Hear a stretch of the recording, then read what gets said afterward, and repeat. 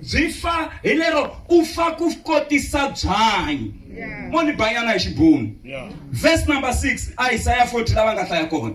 Yiri mense gedai as sos gras. Mense het e kort lewe. Vele nixikombisa mavoko. Ana xibunu kwala. No mi kombisa ku nele ka xibunu yi kona mhaka leyi.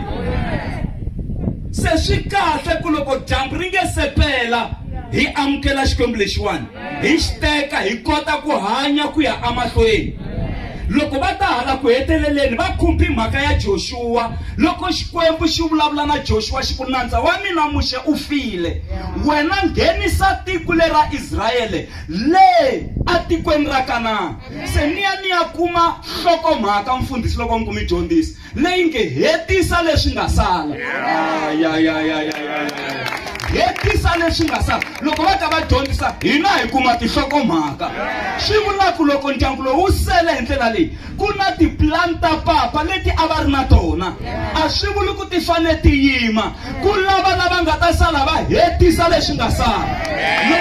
Loko vo xika loko a va vulavuli hi ku va lava ku endla stop nonsense siku rin'wana la xi fane xi sala xi endliwa. Ku fane ku va na vo Joshua na ku hetisa leswi nga sala. Maka ma hetisa leswi nga sala amakaya ma n'wina na.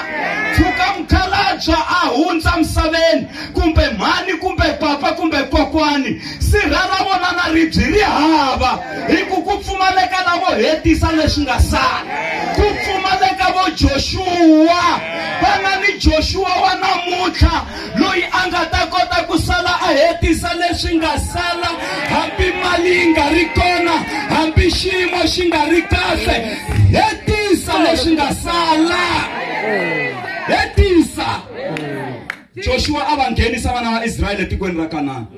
Caleb a ku ka Joshua, ni tshembisini ndhawu leyi ni ri na 40 years. Ni tshembisiwa doroba ra Hebron. Se ni kombela ku u ni nyika rona. Hambileswi se ni nga na 85 wa malembe. A ku matimba yo ba swihotlovila na ha ri na wona. He va ka hino ka ha ri na swihotlovila swo tala aka vutomi lebyi leswi nga langusana na n'wina swi la ku biwa swi wela ehansi. Mi nga twi ku kanana ku na swihotlovila. Ku laveka vanhu lava nga ta yima va ku hi ya amahlweni hi hlula swilo swi tshamiseka. Hi khensini mfundhisi wa mina mi dyondzisi ngopfu. Tilo ri vulavurini eka siku ra namuntlha. Moni heta hi ku vula mhaka leyiwani. Loko va ka va dyondzisa va hlamuseta mhaka ya ku munhu wa swi kota ku nghena ndzeni ka mbyana mara a tsandzeka ku nghena ka miri lowuntshwa a ya hanya hi laha ku nga heriki. Rito ra Xikwembu ri ku na miri wa la misaveni na miri wa le matilweni. Kambe miri wa le misaveni na miri wa le matilweni yiri wa le matilweni wu saseki ngopfu ku tlula lowa hale no misaveni. Lowa hale no misaveni va ka hina wu na switlhavi. Lowa hale no misaveni wu na maxangu ya ku hambanahambana. Mara wa le tilweni wu ya hanya hi laha ku nga heriki. Vutomi bya laha misaveni a byi na garantiya, mara vutomi bya le matilweni byi na garantiya. Hi ku rito ra Xikwembu ri loko hi fika le hi ya hanya hi laha ku nga heriki i garantiya yeleyo. Loko mi ya makule mi ya xa swilo swa gezi mi vhe mi byeleriwa kwala ku no garantiya my friend. Ku byeleriwa kwala no garantiya my friend. Mara laha loko hi yimile hi chumayela vhangeli hi ri ku na garantiya ya ku lava nga amukela Yesu va ya hanya hi laha ku nga heriki. Haleluya. Mara bya la misaveni a byi na garantiya, mara bya le matilweni ku na garantiya. Ansonga prophet. Ungazozondwa hi vanhu.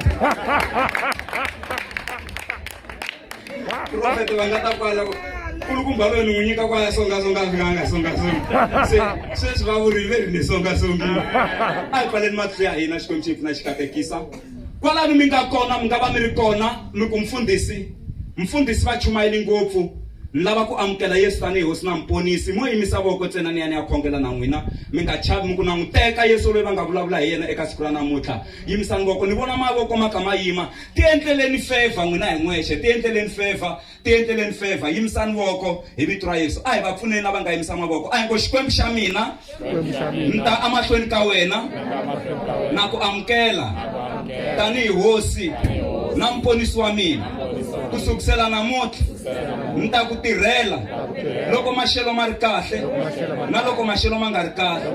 Tsala vito ra mina a bukwini ya vutomi na ku khensa hosi. Kusukisela namuntlha u hosi ya mina na mponisi wa mina na ku amukela. Amen. Katekani hi vito ra matimba ra Yesu Kristo wa Nazareta. God bless you. Amen.